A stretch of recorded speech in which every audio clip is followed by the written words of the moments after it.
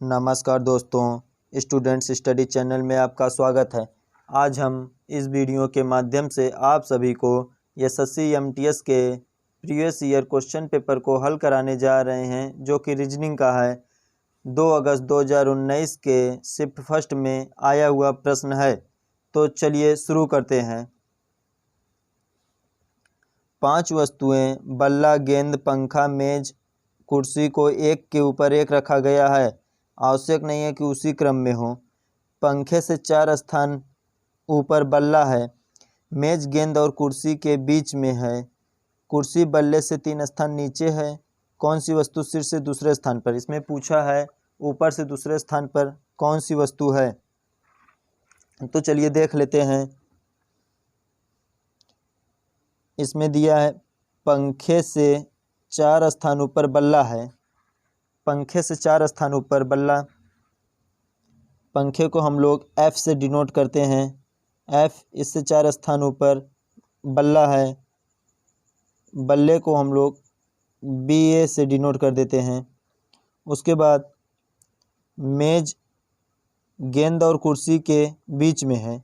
मेज जो है, मेज को हम लोग T से डिनोट करते हैं। टेबल, वो चेयर, कुर्सी और गेंद बॉल, बॉल को BO से डिनोट करते हैं। बॉल और चेयर के बीच में टेबल है।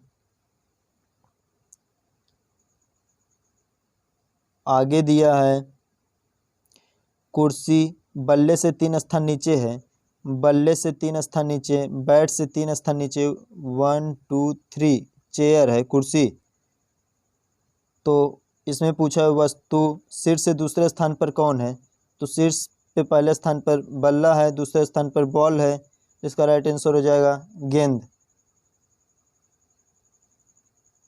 इसका आंसर 3 सही हो जाएगा।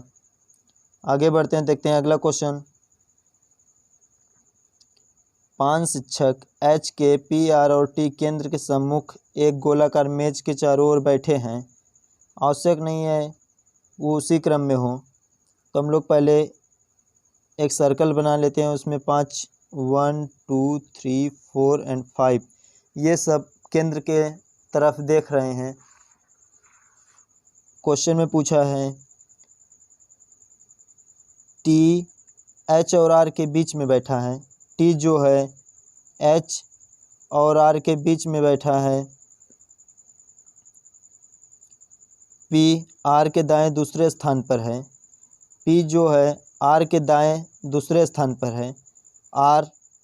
R के दाएं हम लोग बढ़ेंगे इधर 1 2 दूसरे स्थान पर P है। आगे दिया है H T के निकटतम बाएं है। H जो है T के निकटतम बाएं है। T के निकटतम बाएं H है। K के निकटतम बाएं कौन बैठा है? तो यहाँ T R P H हो गया।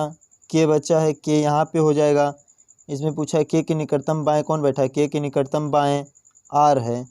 इसका राइट आंसर हो जाएगा R। ऑप्शन 4 में R दिया है, ये इसका राइट आंसर हो जाएगा। आगे बढ़ते हैं, अगला क्वेश्चन देखते हैं हम लोग। किसी निश्चित कूट भाषा में RIGIDS को TFIFFP के रूप में लिखा जाता है। उसी भाषा में CORNET का कूट किस प्रकार लिखा जाएगा? तो इसमें देख लेते हैं हुआ क्या है।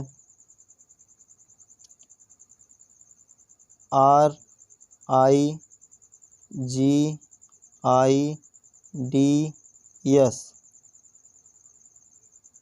R का T हो गया है FIFFP।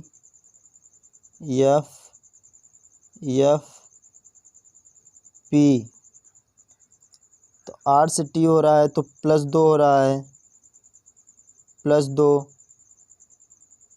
I से F हो रहा है तो -3 हो रहा है, +2 हो रहा है। यहाँ पे G से I से F -3 हो रहा है।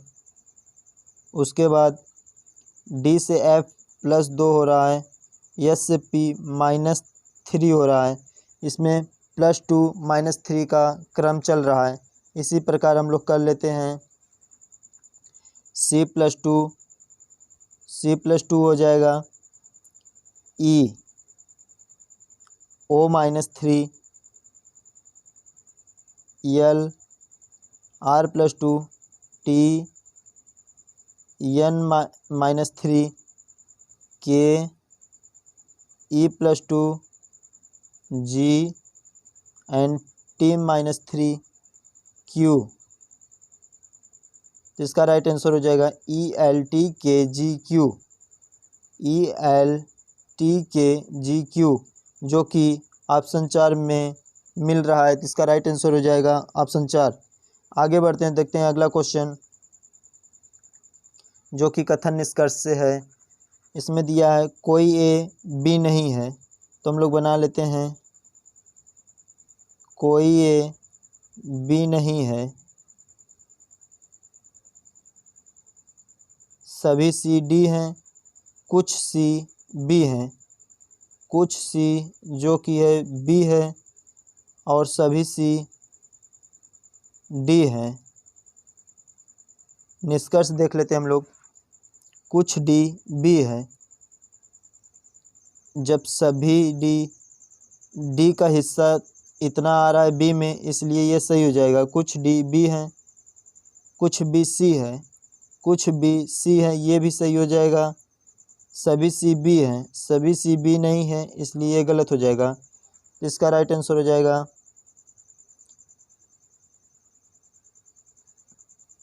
Option A. निष्कर्ष 1 और 2 दोनों अनुसरण करते हैं। आगे बढ़ते हैं, देखते हैं अगला क्वेश्चन।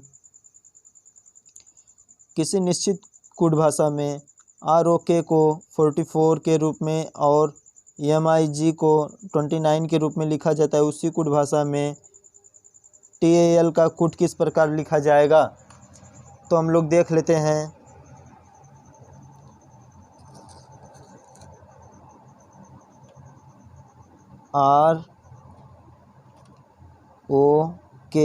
ROK की प्लेस वैल्यू क्या होती है? 18, 15, 11। इसे ऐड कर देंगे हम लोग, तो इसका आ जाएगा 44। उसी प्रकार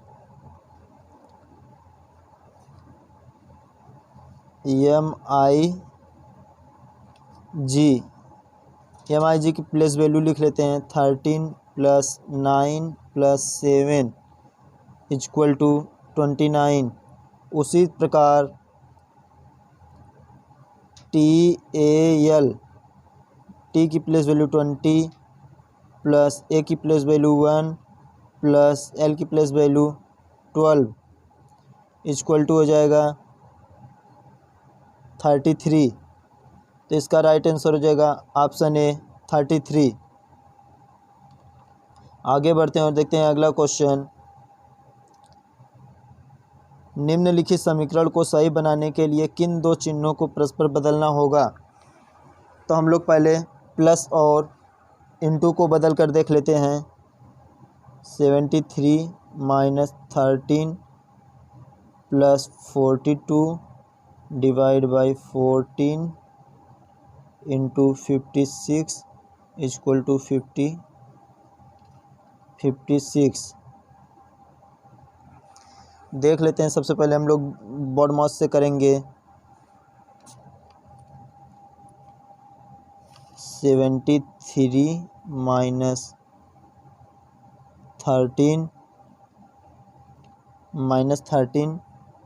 + 42 डिवाइड बाई 14 × 56। 14 से 4 बार में 56 कटेगा। 4 का मल्टीप्लाई 42 में कर देंगे, 160 के आसपास आ जाएगा। और उसमें ये प्लस कर देंगे, 56 नहीं आएगा। देख लेते हैं अगला ऑप्शन 2 लेकर देख लेते हैं, मल्टीप्लाई एंड डिवाइड चेंज करके। 73 - 13 डिवाइड बाई 42 मल्टीप्लाई 14 + 56 = 56। तो देख लेते हैं इसका आता है या नहीं। सबसे पहले हम लोग डिवाइड करेंगे।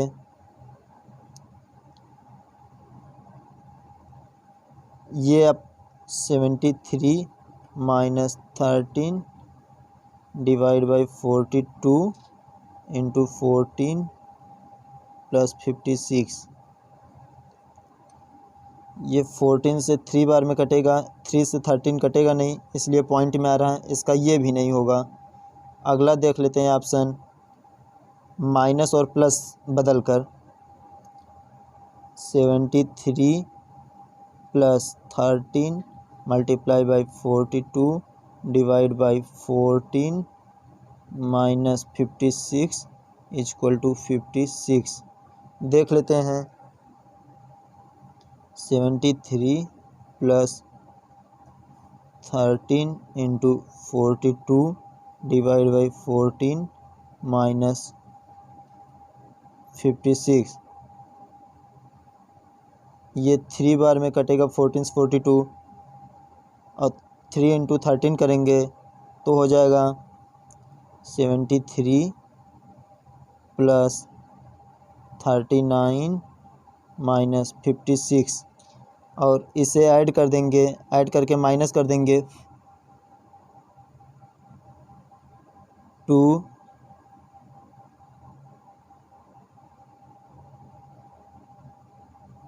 112 माइनस 56 करेंगे तो इसका आ जाएगा 56। इसलिए इसका राइट आंसर हो जाएगा प्लस और माइनस चेंज करने पर माइनस और प्लस। आगे बढ़ते हैं, देखते हैं अगला क्वेश्चन। उस विकल्प का चयन कीजिए जो तीसरी संख्या से उसी प्रकार से संबंधित है जिस प्रकार दूसरी संख्या पहली संख्या से संबंधित है। तो इसका हम लोग देख लेते हैं। 35 से 66 हो जा रहा है। इसमें हुआ है 35 प्लस 31 इक्वल टू 66। उसी प्रकार हम लोग कर देंगे 29 प्लस 31 इक्वल टू 60। इसका राइट आंसर हो जाएगा 60। देखते हैं किस ऑप्शन में है। ऑप्शन 3 इस करेक्ट आंसर हो जाएगा इसका। आगे बढ़ते हैं, देखते हैं अगला क्वेश्चन। एक निश्चित कुट भाषा में PING को 4 के रूप में और METAL को 5 के रूप में लिखा जाता है। उसी कुट भाषा में STEADYS को किस प्रकार लिखा जाएगा। इसमें क्या हो रहा है, PING 4 लेटर है तो इसलिए इसका कोड 4 दे दिया है। METAL इसका 5 लेटर है तो इसका कोड 5 दे दिया है। तो उसी तरह हम लोग देख लेते हैं STEADYS में कितना लेटर है। 1 2 3 4 5 6 7 लेटर है तो इसलिए इसका आंसर हो जाएगा ऑप्शन 2 7। आगे बढ़ते हैं, देखते हैं अगला क्वेश्चन। कुछ लाल चूहे हैं तो हम लोग कुछ लाल बना देते हैं रेड, जो कि चूहे हैं RA रेड को हम लोग RA से डिनोट कर रहे हैं। और कुछ चूहे जंगली हैं, जो कि कुछ चूहे जंगली हैं, जंगली को J से हम लोग डिनोट कर दे रहे हैं। निष्कर्ष में दिया है कुछ जंगली चूहे हैं, कुछ जंगली चूहे हैं, ये सही है। सभी जंगली चूहे हैं, ये सही नहीं है। कुछ लाल जंगली हैं, लाल और जंगली से कोई रिलेशन ही नहीं बन रहा, इसलिए ये भी गलत हो जाएगा। इसका राइट आंसर हो जाएगा ऑप्शन ए, कुछ जंगली चूहे हैं। ऑप्शन 2 सही हो जाएगा, केवल निष्कर्ष एक अनुसरण करता है। आगे बढ़ते हैं और देखते हैं अगला क्वेश्चन। उस संख्या का चयन कीजिए जो निम्नलिखित श्रृंखला में उस प्रश्न चिन्ह के स्थान पर रखी जा सकती है। तो इसमें हो क्या रहा है, 16 से 20 हो जा रहा है, प्लस 4 20 से 29 हो जा रहा है, प्लस 9 29 से 45 हो रहा है, प्लस 16 45 से 70 हो जा रहा है, प्लस 25। इसमें किस क्रम में बढ़ रहा है? 4 से 9 हुआ प्लस 5 हुआ, 9 से 16 हुआ प्लस 7 हुआ, 5 to 7, 16 से 25 हुआ प्लस 9 हुआ, 25 से प्लस 11 कर देंगे हम लोग, 36 हो जाएगा। 36 70 में प्लस कर देंगे हम लोग, 70 प्लस 36, इसका राइट आंसर हो जाएगा 106। 106 जो कि ऑप्शन ए में है, इसका राइट आंसर हो जाएगा ऑप्शन 1। आगे बढ़ते हैं और देखते हैं अगला question. 6 laptop NQ, P, L, R और A उत्तर के सम्मुख एक पंक्ति में रखे गए हैं। आवश्यक नहीं है कि उसी क्रम में हैं। हम लोग पहले बना लेते हैं, जो कि अब देख लेते हैं दिया क्या है। N को A के निकटतम बाएं रखा गया है। सबसे पहले हम लोग A ले लेते हैं। A के निकटतम बायां उसका इधर हो जाएगा और दायां इधर। A के निकटतम बाएं रखा गया है N को, तो यहाँ हम लोग N ले लेते हैं। उसके बाद R को Q के बाएं दूसरे स्थान पर रखा गया है। R जो है Q के बाएं दूसरे स्थान पर है। आगे देख लेते हैं क्या कहा है। P को A के दाएं से दूसरे स्थान पर रखा गया है। A के दाएं दूसरे स्थान पर, 1 2 दूसरे स्थान पर P को रखा गया है। P को R के निकटतम दाएं रखा गया है। P जो है R के निकटतम दाएं है। R के निकटतम दाएं P है। R को Q के बाएं दूसरे स्थान पर रखा गया है, तो यहाँ Q हो जाएगा। Q के बाएं दूसरे स्थान पर R हो जाएगा, जो कि बचा L, तो L को N के बाएं रखा गया है। N के बाएं L को रखा गया है, तो L यहाँ हो जाएगा। अब क्वेश्चन में पूछा क्या है, L के निकटतम दाएं कौन सा लैपटॉप रखा गया है? L यहाँ है, इसके निकटतम दाएं N है, इसका राइट आंसर हो जाएगा N, जो कि ऑप्शन 1 में है। इसका राइट आंसर N हो जाएगा। आगे बढ़ते हैं और देखते हैं अगला क्वेश्चन।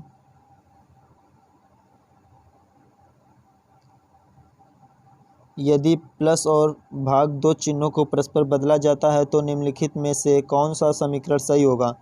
सबसे पहले हम लोग समीकरण 1 से देख लेते हैं। प्लस और भाग को बदलकर यहाँ हम लोग कर देंगे 16 प्लस 9 भागे 4 इंटू 8 इक्वल टू 34 अगर आ जाएगा तो ये हमारा समीकरण सही हो जाएगा। तो हम लोग कर लेते हैं, देखते हैं। 16 प्लस 9 डिवाइड बाई 4 इंटू 8, ये हो जाएगा 4 2 जा 8 और 9 इंटू 2 करेंगे 18 हो जाएगा। 16 प्लस 18, 16 प्लस 18 जो कि हो जाएगा 864 112 13 34। तो ऑप्शन ए 1 ही मैच कर जा रहा है, जो कि इसका राइट आंसर हो जाएगा। आगे बढ़ते हैं, देखते हैं अगला क्वेश्चन। उस संख्या का चयन कीजिए जो निम्नलिखित श्रृंखला में प्रश्न चिन्ह के स्थान पर रखी जा सकती है। तो इसका हो जाएगा 31 से 44 हो रहा है, जिसमें हम लोग देख लेते हैं हुआ कितना है। 31 प्लस 13 हुआ है। 44 से 58 हो जा रहा है, इसमें प्लस 14 हुआ है। 58 से 73 हो जा रहा है, प्लस 15 हुआ है। 73 से 89 हो जा रहा है, प्लस 16 हुआ है। 89 प्लस 17 कर देंगे हम लोग, 89 प्लस 17 जो कि हो जाएगा 106। इसका राइट आंसर हो जाएगा 106, जो कि ऑप्शन 2 में है। आगे बढ़ते हैं और देखते हैं हम लोग अगला क्वेश्चन। उस व्यनारक का चयन कीजिए जो दिए गए वर्गों के बीच संबंधों को सबसे बेहतर रूप से दर्शाता है। चित्रकार, वकील, गायक। इसमें है जो चित्रकार होंगे तो कुछ चित्रकार वकील भी होंगे जो चित्र बना लेते होंगे, और कुछ गायक जो होंगे जो कि चित्रकार और वकील दोनों होंगे। तो इसका राइट आंसर हो जाएगा ऑप्शन ए। आगे बढ़ते हैं और देखते हैं अगला क्वेश्चन। उस अक्षर युग्म का चयन कीजिए जो निम्नलिखित श्रृंखला में प्रश्न चिन्ह के स्थान पर रखा जा सकता है। तो हम लोग देख लेते हैं। A plus 2C plus 2E plus 2G plus 2I plus 2I हो जाएगा। उसके बाद R प्लस 3U हो जाएगा। फिर plus 3X plus 3A plus 3 हम लोग कर देंगे तो D हो जाएगा। इसका राइट आंसर हो जाएगा ID, जो कि ऑप्शन 2 में है। इसका राइट आंसर ID हो जाएगा। आगे बढ़ते हैं और देखते हैं अगला क्वेश्चन। उस शब्द युग्म का चयन कीजिए जिसमें दो शब्द उसी तरह से संबंधित है जिस प्रकार दो शब्द निम्नलिखित शब्द युग्म से संबंधित है। 5 पंचभुज, तो इसका हो जाएगा ऑप्शन ए ही सही हो जाएगा। 4 आयत, 4 को आयत कहते हैं। त्रिभुज 3 इसलिए नहीं होगा, अगर 3 पहले रहता त्रिभुज बाद में रहता तो ये भी सही हो जाता, लेकिन ये सही नहीं है, पहले त्रिभुज बाद में 3 दिया है, इसलिए ऑप्शन 1 4 आयत सही है। आगे बढ़ते हैं और देखते हैं अगला क्वेश्चन। दिए गए रूप का ध्यानपूर्वक अध्ययन कीजिए और उस संख्या का चयन कीजिए इसमें दिए प्रश्न चिन्ह के स्थान पर रखी जा सकती है। इसमें हुआ है 7 + 6 + 3 × 3, जो कि आ जाएगा 16 × 3 = 48। उसी प्रकार 4 + 9 + 8 × 3, जो कि हो जाएगा 21 × 3 = 63। उसी तरह हम लोग कर लेते हैं 2 + 5 + 7 × 3 = हो जाएगा 14 × 3 = 42। देख लेते हैं 42 किस ऑप्शन में है, वो जो कि हमारा राइट आंसर हो जाएगा। ऑप्शन 2 हमारा सही आंसर हो जाएगा। आगे बढ़ते हैं और देखते हैं अगला क्वेश्चन। किसी निश्चित कोड भाषा में ग्राउंड को BMJPIY के रूप में लिखा जाता है, उसी भाषा में FREAK का कोड किस प्रकार लिखा जाएगा। तो हम लोग देख लेते हैं GROUND,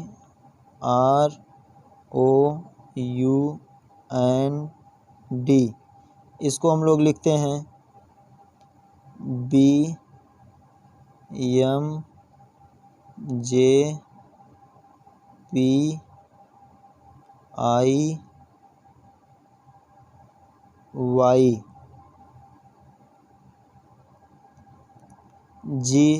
जी से -5 हो रहा है। B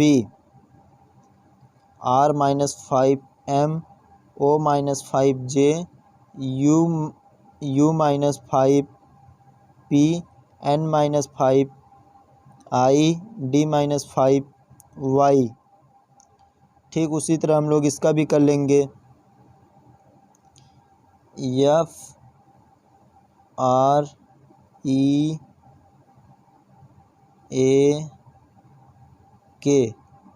F -5A हो जाएगा। R -5 यम हो जाएगा E-5। E-5 हम लोग करेंगे तो हो जाएगा DE/DCBAZ।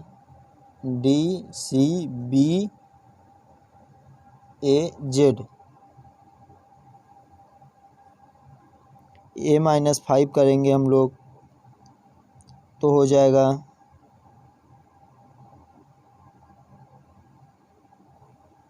ZYAZYXW।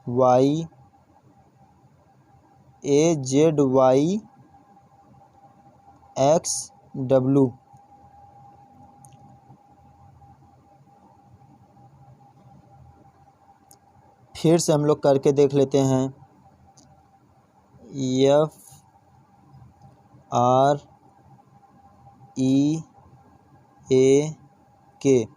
F-5 करेंगे तो इसका हो जाएगा A।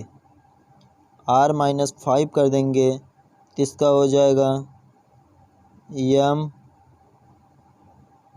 E-5 करेंगे तो इसका हो जाएगा Z। A-5 करेंगे तो इसका हो जाएगा V। K-5 करेंगे तो इसका हो जाएगा F। AMZVF जो कि ऑप्शन 4 में है। इसका राइट आंसर हो जाएगा ऑप्शन 4। आगे बढ़ते हैं और देखते हैं अगला क्वेश्चन। उस विकल्प का चयन कीजिए जो तीसरे पद से उसी प्रकार संबंधित है जिस प्रकार दूसरे पद से संबंधित है। रंग लाल, पेशा वकील, वकालत हो जाएगा इसका राइट आंसर। जिस तरह रंग में कलर आता है लाल, उसी तरह वकील का पेशा जो होता है वकील का होता है। आगे बढ़ते हैं और देखते हैं अगला क्वेश्चन। उस विकल्प का चयन कीजिए जिसमें अक्षर संबंध को उसी प्रकार साझा करते हैं जिस प्रकार दिए गए अक्षर संबंध साझा करते हैं। जे से N हो जा रहा है तो इसमें हुआ है +4। T से X हुआ है, इसमें भी +4 हुआ है। तो देख लेते हैं हम लोग किस में +4 का आ रहा है। T से X हुआ है, इसमें +4 हुआ है। और P से T हो रहा है, इसमें भी +4 है, इसलिए इसका राइट आंसर हो जाएगा ऑप्शन ए। धन्यवाद दोस्तों। चैनल को सब्सक्राइब करें, शेयर करें और लाइक करें।